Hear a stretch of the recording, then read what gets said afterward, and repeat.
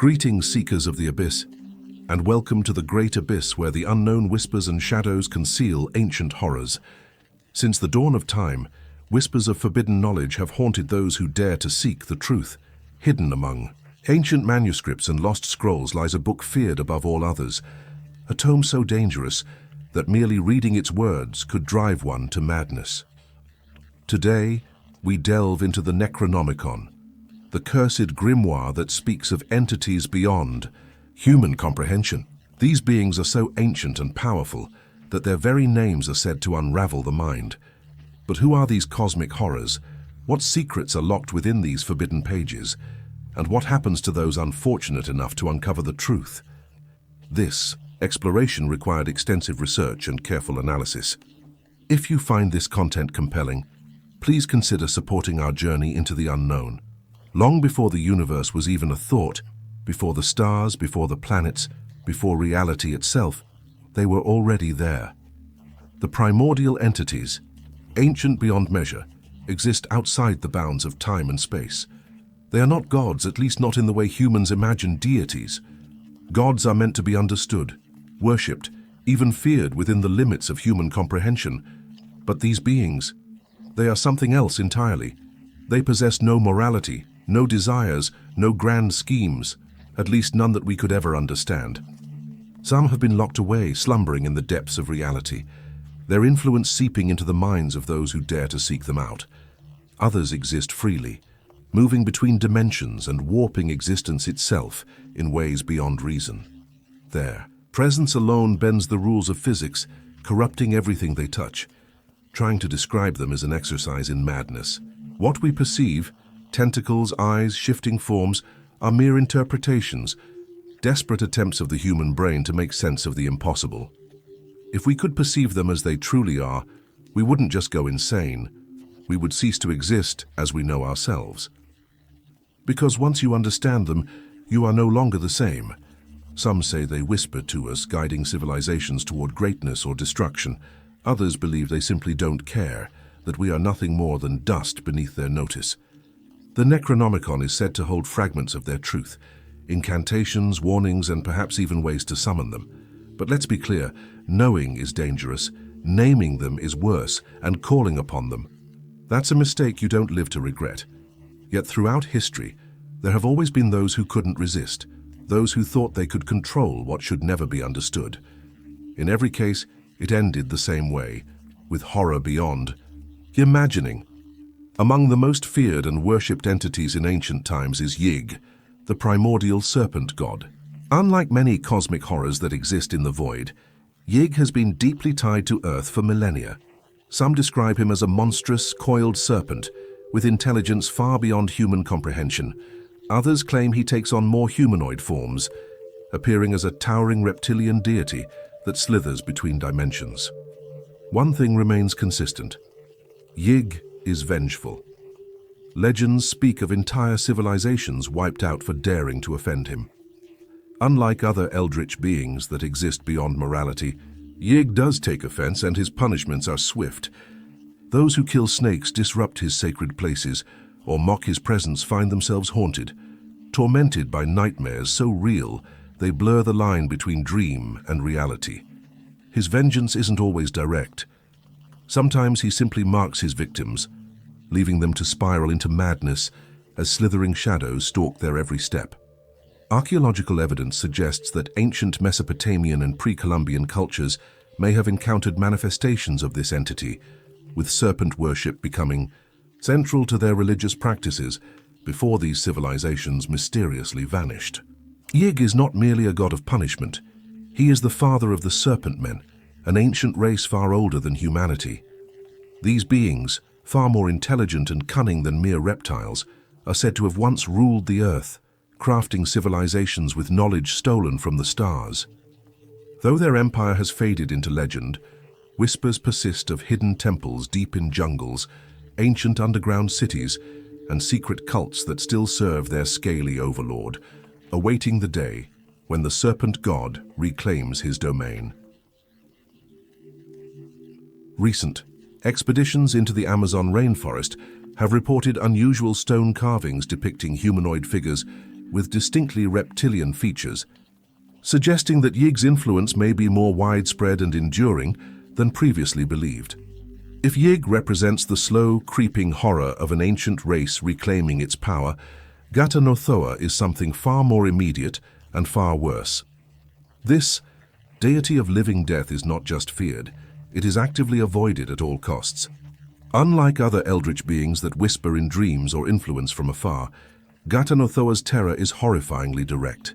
It is said that to look upon him, even for the briefest moment, is to suffer a fate far worse than death, petrification. But not the kind you're thinking of. Ghatanothoa does not simply turn his victims to stone. No, that would be merciful. His power locks the body in a state of eternal paralysis. The skin hardens, the muscles freeze, and the victim becomes a grotesque statue of themselves. But the true horror, the mind remains intact. Those who fall victim to Ghatanothoa's gaze are trapped within their own bodies, unable to move, unable to scream, unable to die. Time becomes meaningless as they linger in this state, possibly for centuries, their consciousness desperately clawing for release that never comes. Some ancient texts even claim that these victims can still see, their frozen eyes forced to witness eternity in isolation. This horror is not just legend. The Necronomicon speaks of civilizations that once worshipped Ghatanothoa, constructing massive temples to contain his presence. They feared him as much as they revered him, believing that even his image carried the risk of petrification. To prevent accidental exposure, priests would wrap their heads in layers of fabric before performing any rites in his name. Modern archaeological theories suggest that the lost continent of Mu may have been one such civilization, disappearing, not through natural disaster, but through mass petrification when their protective rituals failed. But over time, the temples crumbled, the worshippers vanished, and Ghatanothoa faded into obscurity. Or so we believe, because if he still slumbers beneath the earth, waiting for the moment to rise again, then the horror of eternal conscious petrification may not be a thing of the past. Deep beneath the waves, hidden in ocean trenches so deep that sunlight has never touched them, sleeps Zoth-Ommog, a being whose very existence is an insult to reality. Though not as powerful as the infamous Great Old One Cthulhu, Zoth-Ommog is still a nightmare in its own right, a twisted, tentacled abomination with a body that defies human anatomy. Some ancient texts describe him as vaguely humanoid, but with a bloated aquatic form covered in writhing appendages and pulsating otherworldly flesh. Others claim his tentacles do not belong to the same plane of existence, shifting and bending in ways that the human mind cannot fully perceive. Unlike Cthulhu, whose name has echoed throughout history, Zoth-Ommog is far more obscure. He is not worshipped by as many cults, nor does he appear in as many forbidden texts, but those who do know of him fear him deeply. It is said that he was once imprisoned beneath the sea by ancient forces, sealed away in a city as lost to time, as R'lyeh itself. While his master remains in slumber, so too does Zoth-Ommog for now, but there are those who seek his return. In the depths of the ocean, near islands untouched by modern civilization, whispers speak of cults that still make offerings to the lesser spawn. They believe that when the stars are right, Zoth-Ommog will rise once more, an omen of Cthulhu's awakening, a herald of the age when humanity will be nothing more than prey for the eldritch horrors of the deep. Recent sonar readings from deep sea. Exploration vessels have detected massive artificial structures in oceanic trenches, structures that don't match any known geological formations. These discoveries lend credence to theories that ancient underwater cities may indeed exist, waiting for their sleeping gods to awaken. While many of the great old ones slumber beneath the sea or in distant galaxies, R'lyeh waits in a place far more terrifying, beneath the frozen wastelands of the Arctic. Ancient texts speak of this monstrous being lying in hibernation for millennia, entombed beneath ice so thick and ancient that even modern science has not yet uncovered its secrets. The insectoid horror described as a grotesque insectoid mass. R'lyeh does not resemble traditional depictions of the great old ones. Instead of tentacles or cyclopean features, it is said to have a form covered in armored plating, multi-jointed limbs, and a maw filled with gnashing otherworldly mandibles, a being more akin to the most nightmarish alien predators, lying in wait beneath the Arctic tundra. Legends claim it was once worshipped by an ancient civilization that existed in the Arctic long before recorded history. These early cultists made blood sacrifices to keep Relim Shaikorth pleased, believing that if they failed, it would awaken in a hunger-fueled frenzy and consume everything in its path. But as time passed, the civilization vanished, and their god fell into deep sleep, lost beneath shifting glaciers and permafrost. Here's the terrifying part. It is not dead. The great old ones do not die as we understand it. They sleep, they wait, and they dream. The Arctic, as isolated and untouched as it may seem, is changing. As the ice melts and new territories are uncovered, what else might be unearthed? What if, buried beneath miles of frozen wasteland, an ancient nightmare is simply waiting for the right conditions to wake once more? Recent climate studies have revealed that Arctic ice is melting at unprecedented rates, exposing landmasses that have been frozen for millions of years. If ancient entities truly lie dormant beneath the ice, global warming may be inadvertently creating the conditions for their return. There are things beneath the earth, things older than humanity, older than life itself. Some claim they are remnants of a time before this world took shape, when the cosmos was still raw and chaotic. One such entity is Naga, a name that should never be spoken aloud. Called the thing that should not be, Naga is a being of pure, undiluted darkness, an amorphous entity that slithers through the unseen veins of the planet, hiding in endless caverns deep below. Unlike many other eldritch horrors, Naga is awake. It does not slumber like Cthulhu or wait for the right stars to rise. It is always moving, shifting through the hollow spaces beneath us, seeping through cracks in the world that should not exist. Some say it emerges only in the deepest caves, where explorers and cultists alike vanish without a trace. Others whisper that it can stretch its influence into the surface world, manifesting in shadows that move when no light source changes, in whispers heard in complete silence, in the paralyzing terror of those who feel something watching from a pitch-black room. Naga is not a god, nor does it seek worship. It does not offer knowledge or favor. It only takes. Those who encounter it, if they even live long enough to comprehend what they've seen, are left with a single truth. There are things beneath the world that should never be disturbed. Speleological. Surveys have documented numerous instances of cave systems that appear to violate known geological principles, with passages that seem to extend far deeper than should be physically possible. Some of these caves have been sealed by authorities after exploration teams reported hearing sounds that shouldn't exist, echoing from the depths. While some eldritch beings represent destruction or madness, Zoth-Ommog is something far worse. This deity of corruption, depravity, and desire does not simply destroy the body. It rots the soul from the inside out. Zoth-Ommog is not bound to a single form. Those who encounter it rarely live to describe it, and those who do often lose their sanity in the process.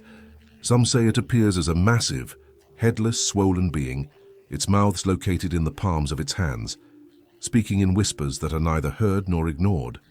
Others claim it has no true form at all, instead manifesting through the minds and bodies of those who allow it in. And this is where the true horror begins. Unlike other great old ones that require elaborate rituals or planetary alignments, Zoth-Ommog's influence spreads through knowledge itself. To read its name, to learn its stories, to even think too deeply about it, is to invite it into your consciousness. It does not demand blood sacrifices or summonings. It only needs an open mind. Once it takes root, it festers. It twists the desires of its victims, warping their morality, driving them to acts they would never have imagined themselves capable of. It turns ordinary people into monsters, not by force but by revealing what was always inside them. Some have speculated that Zoth-Ommog exists in hidden places, old libraries, forgotten archives, anywhere forbidden knowledge festers. It waits, within the words, within the symbols, searching for a mind unguarded enough to invite it in. The worst part, it doesn't need to hunt you down, you find it first. Modern digital age concerns about information warfare and memetic hazards may have their roots in humanity's ancient understanding of entities like Zoth-Ommog, suggesting that some forms of knowledge are inherently dangerous, regardless of their medium. Deep beneath the waves, beyond the reach of any human exploration, it waits in the sunken city of R'lyeh, hidden within alien geometry that warps reality itself. The most infamous of all eldritch beings slumbers, Cthulhu.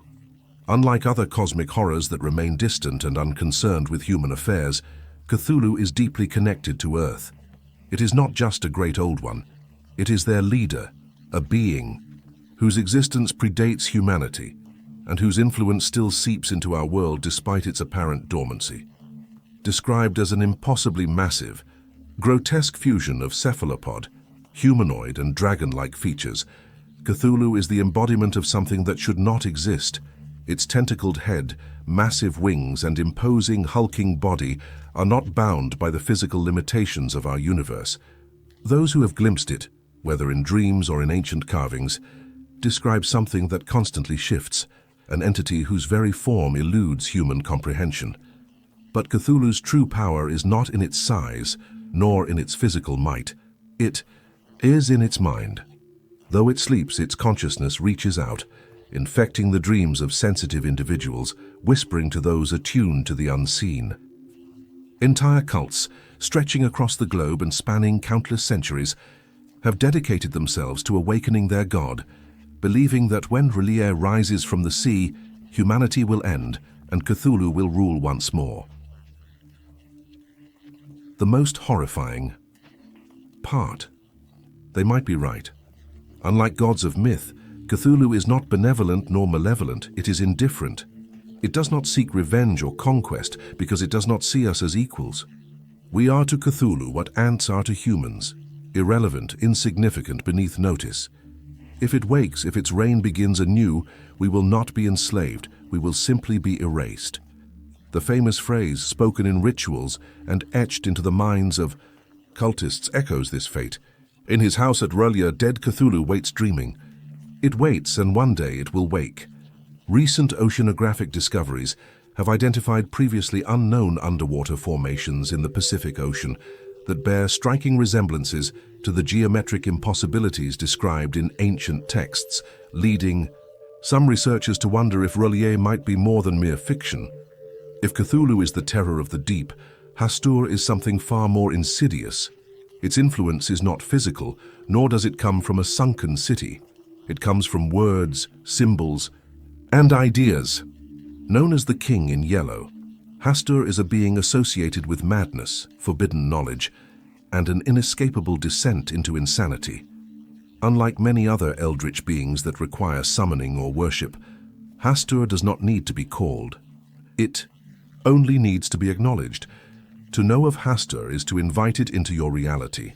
It is deeply tied to a mysterious play, a cursed work of literature also titled The King in Yellow. Those who read it, those who glimpse its forbidden pages, find their perception of reality shifting. The words sink into the mind, unraveling the world as they know it. Some describe it as a revelation, others as an infection of thought. Once the knowledge has taken root, there is no escape. Hastur is not seen in a traditional sense. It is felt, whispered, lurking at the edge of perception. Some describe it as a cloaked figure wearing a tattered yellow robe, a presence that moves just out of sight, always watching, always waiting. But those who look too long, those who understand too much, realize something far more terrifying. There is nothing beneath the robes. Hastur's reach extends beyond mere literature. Some believe it exists in symbols, in patterns, in phrases that should never be spoken aloud. A single mention, an unintentional invocation, can be enough to invite it into one's mind. It does not kill, at least not in a conventional sense. It does something worse. It corrodes reality itself. Victims do not die screaming. They fade, their minds unraveling into gibbering nothingness, their existence reduced to an echo of something that once was. And yet its name is still spoken, its symbols still appear, the play is still read. Not because people are ignorant, but because Hastur wants to be known. Literary analysis of certain historical texts has revealed recurring patterns and phrases that mirror those described in Hasta-related lore, suggesting that the entity's influence may have been seeping into human consciousness through literature for far longer than previously thought. Beyond time, beyond space, beyond reality itself, exist beings so vast, so utterly incomprehensible, that they render all human understanding meaningless. These are the outer gods, the true architects of the universe, if the word architect even applies to entities that do not build, do not create with intent, and may not even be aware of what they have wrought. Unlike the great old ones who slumber on distant worlds or beneath the seas, the outer gods do not simply exist within the universe, they are above it, beyond it, outside of all known dimensions. They are not bound by laws of physics or causality. They do not obey logic, nor do they care for the insignificant specks of dust that humans call civilizations. To call them gods is misleading. Gods, as we understand them, seek worship, enact plans, rule over existence with purpose. The outer. Gods do none of these things. They are pure chaotic forces, entities whose presence alone warps the fabric of reality. Some say they are the very essence of the universe itself, the fundamental forces that hold existence together or threaten to tear it apart.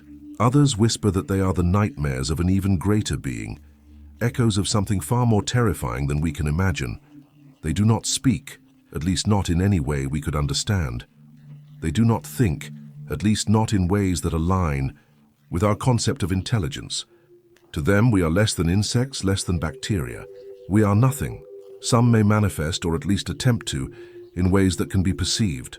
A pulsating mass of tentacles, cosmic fire, ever-shifting geometries, or an infinite cacophony of sound and madness. But these are only fragments, echoes, of their true forms, distorted through the fragile lens of human perception. Some outer gods are said to be in constant motion, their presence rippling across the cosmos, shaping galaxies without care or intent. Others remain in deep, endless slumber, their dreams birthing new dimensions, altering the very nature of time and space. And then there are those who linger at the edges of existence, just beyond what we can see, waiting, watching, perhaps amused, by our feeble attempts to comprehend them. The price of knowledge. Their influence is subtle but devastating. Some are tied to insanity itself, warping the minds of those who dare to seek forbidden knowledge. Others fuel destruction, chaos, and entropy, the slow, inevitable unraveling of everything we know. There are even whispers that they can speak through dreams, infecting the subconscious of those who stumble too close to the truth. The cults that worship them do not expect mercy, nor do they believe in salvation. They know there is no bargaining, no negotiating. Their devotion is not one of faith but of submission, a surrender to forces that could obliterate existence without so much as a thought. The outer gods do not care about humanity. They do not hate us, and that is what makes them so terrifying. Recent developments in quantum physics and multiverse theory have led some researchers to speculate that the ancient descriptions of outer gods may have been primitive attempts to describe transdimensional forces that science is only now beginning to comprehend. There are gods that rule through destruction, others reign through madness, through dreams, through sheer cosmic indifference. And then there is Shub-Niggurath, the embodiment of endless, relentless creation. Unlike many eldritch beings that slumber in isolation, Shub-Niggurath is active, ever-growing, ever-expanding. It is said that its form is a writhing, shapeless mass of darkness, constantly birthing countless offspring, grotesque, formless creatures that spread its influence across the universe. But despite this overwhelming presence, Shub-Niggurath is an enigma, one of the few entities that appear in both categories of eldritch horrors, the outer gods and the great old ones. Some cults believe it is the consort of the most powerful outer gods, an eternal force of grotesque fertility, feeding the cosmos with its unholy creations. Others insist it is a great old one, tied more directly to Earth and its hidden ancient horrors. The truth? No one knows for certain. But what is agreed upon is this: Shub-Niggurath is not a singular being in the way we understand gods. It is a force, a corruption of the very concept of life itself, Rituals dedicated to this entity are among the oldest and most disturbing recorded in the Necronomicon. Many are centered around sacrifice, blood offerings meant to appease it or gain its blessings. Those who do receive them are forever changed. Some become something more than human, others become something far worse. And for those who seek to understand Shub-Niggurath, to truly grasp the nature of its influence, they often lose more than just their sanity.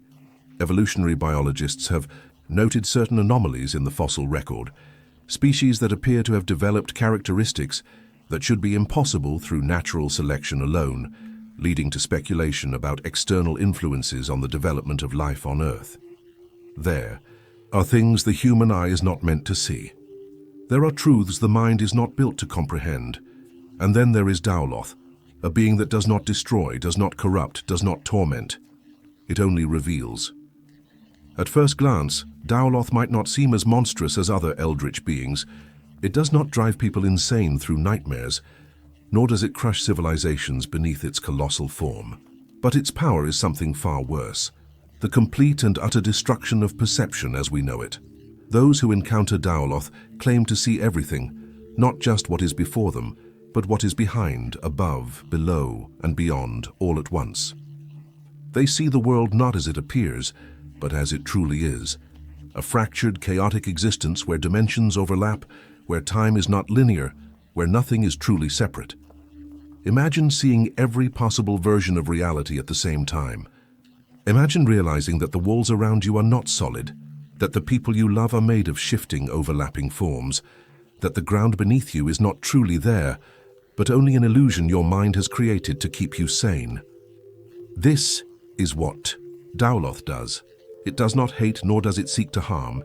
It simply opens your eyes, and that is enough to break a person beyond repair. Some claim that those who glimpse Daoloth can never unsee what they have seen. Even after they turn away, their minds are shattered. Some go blind, desperately clawing at their eyes to remove the visions that will never leave them. Others become paralyzed, unable to function in a world that they now know is nothing but a fragile deception. And then there are those who vanish, not because they were taken, but because they understood too much. Because once you see what reality truly is, can you ever truly exist within it again? Theoretical physicists studying the nature of reality and parallel universes have begun to develop models that suggest our perception of a single, linear reality may indeed be an illusion created by consciousness to prevent cognitive overload from processing infinite simultaneous realities. There are many theories about the origins of life, scientific explanations, religious beliefs, cosmic mysteries. But buried deep within the forbidden texts of the Necronomicon, an alternative origin is whispered, a truth so disturbing that those who uncover it rarely remain sane. At the heart of this unspeakable revelation lies Ubo-Sathla, a shapeless, protoplasmic horror said to be the source of all life on Earth, and perhaps beyond. Unlike other eldritch beings that inspire terror through sheer destruction or madness, Ubo-Sathla is something else entirely. A mindless, churning mass of undifferentiated matter, eternally birthing and absorbing its own offspring in a cycle without end. It is neither benevolent nor malevolent. It does not act with intention, nor does it seek control or chaos. It simply exists, spreading its pulsating, amorphous flesh across the ages, endlessly consuming and creating new forms of life. Some cults believe that all living things originally spawned from it, that every organism, from the smallest microbe to the most complex beings, was once a fragment of Ubo-Sathla. And yet, despite being a primordial force, there are whispers of intelligence lurking within its formless body. Some claim that deep within its pulsing, shifting mass, it holds the memories of all things that have ever lived, an eternal record of existence itself. But to approach it, to attempt to understand its nature, is to risk becoming part of it, absorbed into its eternal, mindless reproduction. Some theorists suggest that if Ubo-Sathla truly is the origin of all life, then perhaps the cycle is not yet complete, that one day everything, every living thing on Earth may be reclaimed, returning to the protoplasmic mass from which it first emerged. If that day comes, will it be the end of life or simply the beginning once again? Recent discoveries in astrobiology have identified complex organic compounds in interstellar space that could theoretically give rise to life, leading some to wonder if the seeds of terrestrial biology truly originated from sources beyond our planet. Most eldritch entities take physical forms, vast writhing horrors, tentacled abominations, or incomprehensible shapes that distort reality. But Tulsha is different. It is fire. Not fire as we know it, not something that burns, that consumes, that brings warmth or destruction. No, Tulsha is something far worse. An unnatural, writhing emerald flame, a sentient entity that exists in the deepest voids of the cosmos where no light should be, and yet it burns eternally. The Necronomicon speaks little of Tulsha, and perhaps that is for the best. What is known is that it dwells within the court of the outer gods, at the heart of their domain, an endless beacon of incomprehensible energy. Some believe it is a messenger, a living conduit of eldritch knowledge, channeling forbidden wisdom through its hypnotic flames. Others whisper that Tulsha is a parasite, feeding off the raw cosmic power of the outer gods themselves, growing stronger with every moment it burns. Those who witness its glow are forever changed. The green light seeps into the mind, unraveling reason, exposing thoughts that should never be formed. Some describe it as a fire that does not burn the body but the soul, leaving those who stare into it empty husks, vessels of something far beyond human comprehension. There are cults who seek Tulsha, believing that by gazing into its flames, they will gain knowledge that no mortal was ever meant to possess. Perhaps they do, but those who return, if they return at all, are never the same. They do not scream, they laugh, not in joy, not in madness, but in understanding. And that, above all else, is the greatest horror of Tulsha. Researchers studying ball lightning and other unexplained atmospheric phenomena have documented instances of green, seemingly intelligent flames that appear to respond to observation, leading to speculation about the possible existence of energy-based life forms. At the heart of all existence, beyond the reach of galaxies, dimensions, and time itself, there is no throne of divinity. There is no grand cosmic order. There is only madness, and at its center rides Azathoth, the nuclear chaos, the blind idiot. God, an ever-shifting, bubbling mass of infinite energy and entropy, seething and mindless, an entity whose mere existence renders everything meaningless. Unlike other eldritch beings, Azathoth does not think, does not desire, does not plan. It simply exists, an all-consuming storm of infinite chaos that constantly expands, collapses and reshapes itself, birthing and annihilating matter in a mindless, ceaseless cycle.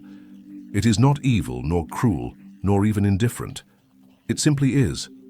But the true horror, Azathoth is said to be the source of all reality. Everything, the stars, the planets, our own existence, may be nothing more than the meaningless dream of this blind, writhing thing, a dream that could end at any moment should Azathoth stir, should its slumber be broken, should the eternal piping of the mad flutes that lull it to sleep ever cease. Yes, the outer gods dance around it, grotesque and chaotic, playing a melody that is not music, but the very fabric of existence itself, preventing Azathoth from awakening. Because if it does, everything, all of reality, may simply cease to be. The implications are staggering. If Azathoth represents the fundamental chaos from which all order emerges, then every moment of continued existence depends on the precarious balance between primordial chaos and cosmic order. Modern chaos theory and quantum mechanics have begun to explore similar concepts, suggesting that reality itself may indeed emerge from underlying patterns of seeming randomness. Unlike Azathoth, a force of mindless destruction, Nyarlathotep is different. Nyarlathotep thinks, it plans, it moves among us.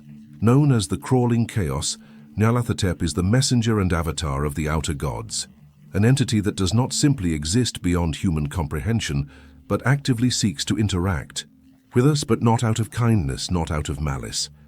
Nyarlathotep exists to spread madness, despair, and corruption, not through brute force, but through manipulation. Unlike other eldritch entities, Nyarlathotep does not slumber in some distant abyss. It walks the earth, It wears many masks, taking countless forms, some human, some monstrous, some indescribable. Some say it has appeared throughout history as prophets, rulers, visionaries, leading entire civilizations toward their own doom, whispering knowledge that should never be known, pulling the strings behind the most catastrophic moments in human history. It does not destroy with tentacles,